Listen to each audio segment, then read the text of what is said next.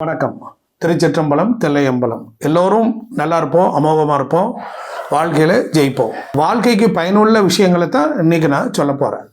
அப்போ அந்த பயனுள்ள விஷயங்கள் என்ன அப்படின்னா, நம்மளுடைய வாழ்ந்து மறைந்த ஆசை அபிலாசைகளுடன் கூடியவர்கள் இறப்பிற்கு பிறகும் அவர்களுக்கு தாங்கள் வச்சிருந்த உடைமைகள் பொருள்கள் மீது நாட்டம் அதிகமாக இருக்கும். அதனால் நீங்கள் ஒரு 5 பொருள் இருக்குது. இந்த 5 பொருளை நீங்கள் வச்சுக்கவே கூடாது. தயவு செய்து அம்மா அப்பா சென்டிமெண்ட்டு, அப்பா சென்டிமெண்ட்டு, தாத்தா சென்டிமெண்ட்டு இதெல்லாம் மறந்துடுங்க. ஏன்னா நீங்கள் வாழ்வதற்கும் வளருவதற்கும் உயருவதற்கும் ஏதோ ஒரு வகை தடை உங்கள் வீட்டுக்குள்ளே ஒளிஞ்சிருக்கும். இந்த கெட்ட பழக்கங்கள்னால தான் நாம் கடவுள் நேரடியாக நம்மளை கை கொடுத்து தூக்கி விடுறதுக்கு முடியாமல் இந்த 5 பொருட்கள் வீட்டில் இருக்கும்போது பல சிக்கல்கள்லாம் வருது. இதை யாரும் புரிஞ்சுக்கிறதே இல்லை. நிறைய பேர் கேட்டால் அப்படி ஒன்றும் நான் முன்னேறணும் அவசியம் இல்லை அப்படின்லாம் நிறைய பெணாத்துறாங்க. ஒன்று, இறந்தவர்களுடைய துணிமணிகளை அதிகம் வச்சுக்கக்கூடாது. இறந்தவர்களுடைய துணிமணிகளை அதிகம் வச்சுக்கக்கூடாது. எங்கள் அப்பா இறந்தார், அவர் ஞாபகார்த்தமாக வச்சுருக்கிறேன், அம்மா இறந்தாங்க, அது ஞாபகார்த்தமாக வச்சுருக்கேன், அந்த பஜனையே இங்கே இல்லை. அவர்கள் இருந்தால் அவர்களுடைய வாசனா பலம், அது இறந்து போனவனை ஃப்ரீயாக விட்டுறணும். அவன் பாட்டுக்கு மேல் உலகத்துக்கு போகணும். அவனை போகணும்னா அவன் பொருளை வச்சுக்கிட்டு நாம் உபயோகித்தோன்னா அவன் எரிச்சலுக்கு ஆளாகும். புரியுதுங்களா? அதே மாதிரி என்னென்னா, இறந்து போனவர்களுடைய துணிமணிகள் வச்சுக்கக்கூடாது. 2, இறந்தவர்களில் நார்மல் டெத்தானவங்களை பற்றி பிரச்சனை இல்லை, பெரிய பாதிப்பு வராது. அதை ரோடு ஆக்சிடெண்ட்டு இல்லை பாய்சன் அடித்தது, டேக் பண்ணிக்கிட்டது, ஏதோ ஒரு வகையில் வாழ வேண்டியவங்க இறந்துட்டாங்க அப்படின்னா அந்த மாதிரி உள்ளவங்க உடைமைகளை அவசியம் வச்சுக்கவே கூடாது. அவங்க படுத்திருக்க கட்டில், இப்போ ஒரு வீட்டில் ஒருத்தர் இருக்கார், ரொம்ப நோய்வாய்ப்பட்டு இறந்து போயிட்டார், கட்டிலே படுத்துக்கிட்டே இருந்தாருன்னா அந்த கட்டில் படுக்கை, அவர்களுடைய போர்வை, தலைவாணி, ஜமுக்காலம், இந்த மாதிரி பொருள்கள் எல்லாம், பெட்டு சார் நல்லா இருக்குது சார்னார், தூக்கி எரிஞ்சிருங்க. விட்டு கொடுத்தா கெட்டு போக மாட்டோம். அப்போ 3வது ஒரு பொருள் என்னென்னா, அவங்க உபயோகித்த தங்கம். இந்த தங்கத்தில் தான் கலிபுருஷன் உட்காந்துருப்பான்.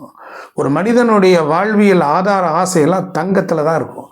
இந்த 3 பொருள்கள், அதாவது துணிமணி, அதற்கப்புறம் கட்டில், அதற்கப்புறம் தங்க நகை, ஒரு மோதிரம் போட்டிருக்காங்க, அதே போல் ஒரு தாலி இருக்குது, தாலி செயின் இருக்குது, தோடு மூக்குத்தி இருக்குது அப்படின்னா அதன் மேலே ரொம்ப ஆசை. அதில் பெண்கள்லாம் ரொம்ப ஆசைப்படுவாங்க ரொம்ப.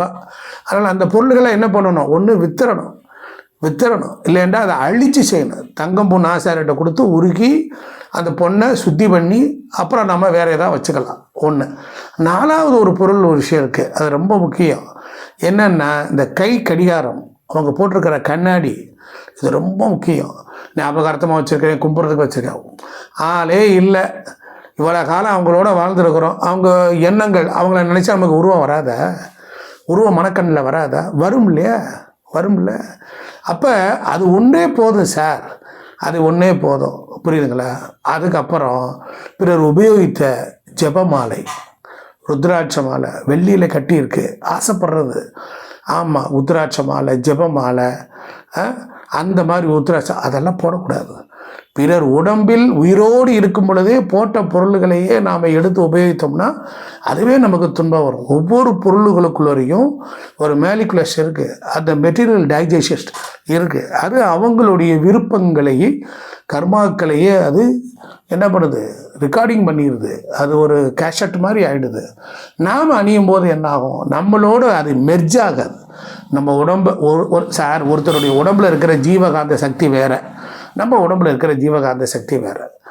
அதே மாதிரி அடுத்து உபயோக பண்ண இந்த ஸ்படிக பொருட்கள், ஸ்படிகங்கள்லாம் பண்ணக்கூடாது. பிறர் உபயோகித்த பொருட்கள், எங்கள் அம்மா சிவதீட்சை பண்ணியிருக்காங்க, அந்த பொருள்லாம் அவங்க சிவலிங்கம்லாம் வச்சுருக்குறாங்க, அதெல்லாம் நான் வச்சுக்கலாமா, நான் பண்ணலாமா அப்படின்னு கேட்பீங்க. அம்மா தீட்சை வாங்கி அம்மா பொறுப்புணர்வோடு அவங்களுக்கு கொடுக்கப்பட்ட ஒரு விதிப்படி அவங்க செயல்பட்டுருப்பாங்க. உங்களுக்கு அந்த ஃப்ரீக்குவன்சி வராது, சுட்டு போட்டாலும் வராது. அதனால் அந்த மாதிரி இருந்தால் அதெல்லாம் என்ன செய்யலாம், கடலில் சேர்த்துடலாம், இல்லை என்றால் கோயிலில் கொடுத்துடலாம், கோயிலில் கொண்டு போய் வச்சிடலாம். இந்த மாதிரி இந்த 5 பொருட்களுக்குள்ளார இன்னும் நிறைய சொல்லிக்கிட்டே போகலாம். ஒரு லிமிட்டேஷனுக்குள்ளார சொல்லியிருக்கிறேன். இவைகள் யாவும் உயிரோடு வாழ்ந்தவர்களுடைய ஆசை அபிலாசைகள் என்பது வேறு, வாழ்பவர்களுடைய அபிலாசைகள் வேறு. அவங்களதில் விட்டகுறை தொட்டகுறை நம்மக்கிட்ட வரும்போது ஒத்திசைவு நடக்காது. ஏதாவது ரியாக்ட் பண்ணி விட்டுரும். அது என்ன செய்யும், இரலவெண்ட் முரண்பாடுகள் நமக்கு வந்துடும். அந்த முரண்பாடுகள் வர வர வர வர நமக்கு வாழ்க்கையில் பெரிய அளவு கை கொடுக்காது. நேயர்களே, இப்போ நான் சொல்லியிருக்கிற இந்த பொருள்களை தப்பி தவிர நீங்கள் வச்சுருந்தா யோசிக்கவே யோசிக்காதீங்க. திருப்பி ஃபோன் போட்டு கேட்கணும், அதெல்லாம் வேண்டாம். யாருக்காவது கொடுத்துருங்க. இல்லை கோயிலில் உண்டியில் கொண்டு முருகனுக்குள் போட்டுக்குவோம், உண்டியில் போட்டுருங்க. இந்த துணிமணிலாம் இருக்கா கொடுத்துருங்க. எங்கள் அம்மா ஞாபகார்த்தம் வச்சுருந்த கர்ச்சிப்பு, மப்ளரு அப்படின்லாம் வச்சுக்கிட்டு இருக்க வேண்டாம். இது நீங்கள் ஒரு கிரியேட்டிவராக இருங்க. நீங்கள் உங்களுக்கும் கடவுளுக்கும் இந்த பிரபஞ்சத்துக்கும் ஒரு நியூலி அண்டர்ஸ்டாண்டிங்குள்ளே வாங்க. உங்களால் இந்த உலகத்தை உங்கள் தாய் தந்தையரை விட சிறப்பான படைப்பை உருவாக்க முடியும். அதனால் நீங்கள் ஒன்று உருவாக்குங்க. நீங்கள் ஜெபம் பண்ணுங்க, நீங்கள் ஸ்படிகள் இங்கே வாங்கிக்கோங்க, நீங்கள் ஒரு மாலை வாங்கிக்கோங்க, நல்ல ராமேஸ்வரம் கடலில் குளிச்சு எழுந்துட்டு வாங்க, நல்ல ஓடும் நதியில் மாலை அலசுங்க, புது மாலை வாங்குங்க, ஹரிஹரி ஓம் ஹரி நாராயண ஹரி ஜெபம் பண்ணுங்க. நீங்கள் உங்களையே டெவலப்மெண்ட் பண்ணிக்கோங்க. அவ்வளோதான். இந்த உலகத்தில் முடியாததில் என்ன இருக்குது? ஐயா சொன்ன இந்த மாதிரி ஒரு 5 விஷயங்களை மனதில் வச்சுக்கோங்க. முயற்சி பண்ணி பாருங்கள். எரிஞ்ச பொருட்கள் இருக்கக்கூடாது. களவு போய் திருப்பி கிடைச்ச பொருள் வீட்டில் இருக்கக்கூடாது. நிறைய விஷயங்கள் இருக்குது. அடுத்த வீடியோவில் உங்களை ரொம்ப சிறப்பாக சந்திக்கிறேன். நன்றி, வணக்கம். திருச்சிற்றம்பலம்.